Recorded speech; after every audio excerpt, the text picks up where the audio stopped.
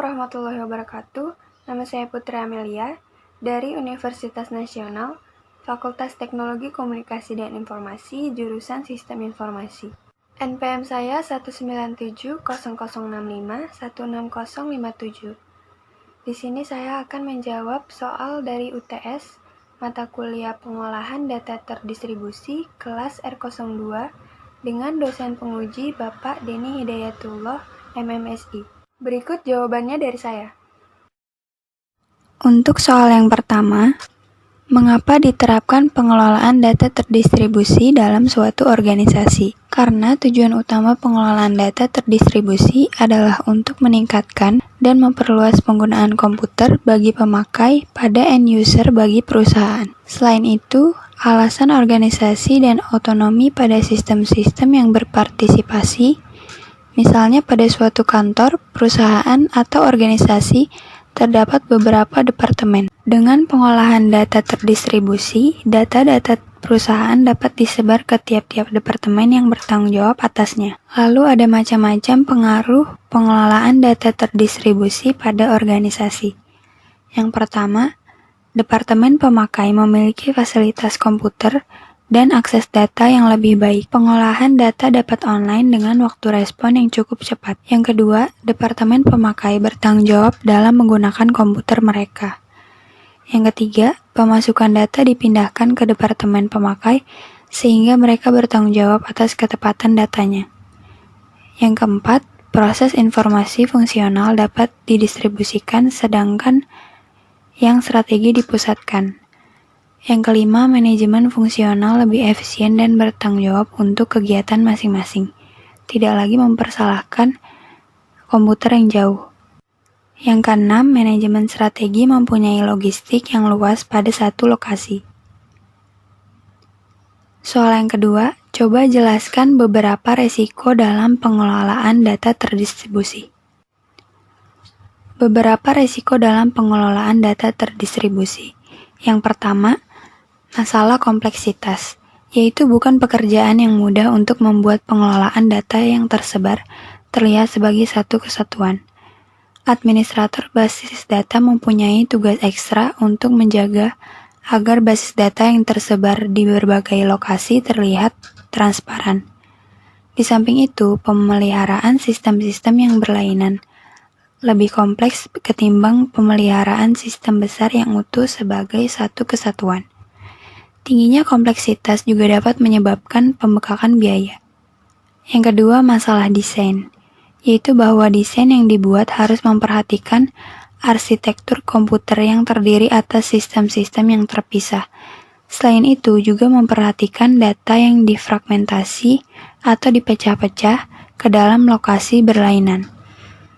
Perubahan dari pengolahan data terpusat menjadi terdistribusi juga menjadi masalah karena belum ada standar metodologi dalam konversi DBMS terpusat menjadi DBMS terdistribusi. Yang ketiga, keamanan data, yaitu bukan hanya satu sistem yang harus diberi proteksi keamanan data, melainkan juga fragmen-fragmennya yang tersebar di berbagai lokasi, juga jalur komunikasi antar sistem. Yang keempat, kendala mempertahankan integritas karena dalam menjaga integritas sistem melalui jaringan juga dapat memakan resource yang besar dari jaringan. Soal yang ketiga, apakah tujuan utama perancangan database? Tujuan utama perancangan database yang pertama, memenuhi informasi yang berisikan kebutuhan-kebutuhan pengguna secara khusus dan aplikasi-aplikasinya. Yang kedua, memudahkan pengertian struktur informasi. Yang ketiga, mendukung kebutuhan-kebutuhan pemrosesan dan beberapa objek penampilan, response time, processing time, dan storage space. Soal yang keempat, apa manfaat dan kerugian dari database terdistribusi? Manfaat dari database terdistribusi. Yang pertama, pengawasan distribusi dan pengambilan data. Jika beberapa site yang berbeda dihubungkan, seorang pemakai yang berada pada satu site dapat mengakses data pada site lain.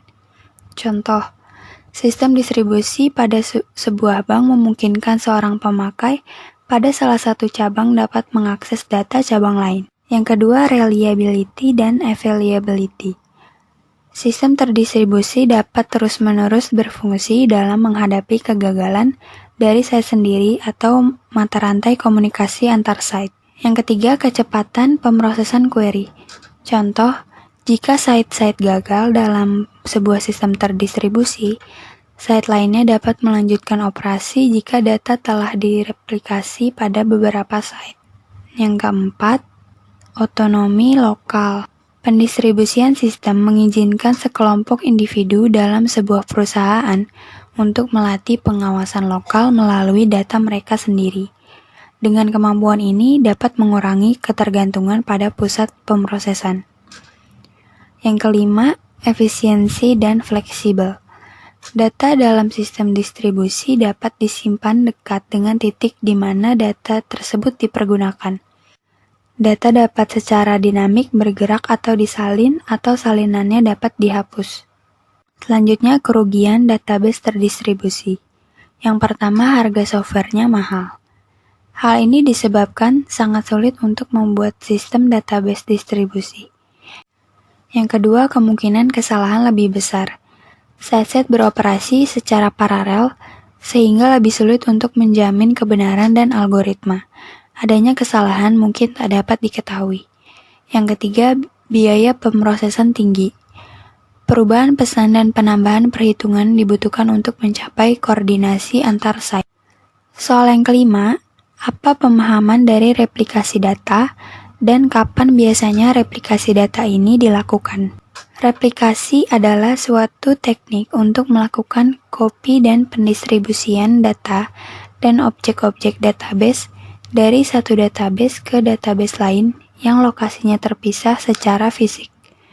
Dengan menggunakan teknik replikasi, data dapat didistribusikan ke lokasi yang berbeda melalui koneksi jaringan lokal maupun internet. Proses replikasi terjadi setelah transaksi di master selesai. Pertukaran data secara buffering, data akan diletakkan ke dalam sebuah buffer terlebih dahulu. Kemudian pada jangka waktu tertentu akan direplikasi ke disk slave. Replikasi data dilakukan saat membuat sebuah server basis data siaga. Lalu untuk mengaktifkan backup tanpa harus mematikan server utama. Lalu menyimpan data saat ini di beberapa lokasi. Dan yang terakhir, menyeimbangkan beban kerja beberapa server. Sekian video dari saya, kurang lebihnya mohon maaf. Terima kasih. Wassalamualaikum warahmatullahi wabarakatuh. Sampai jumpa di video selanjutnya.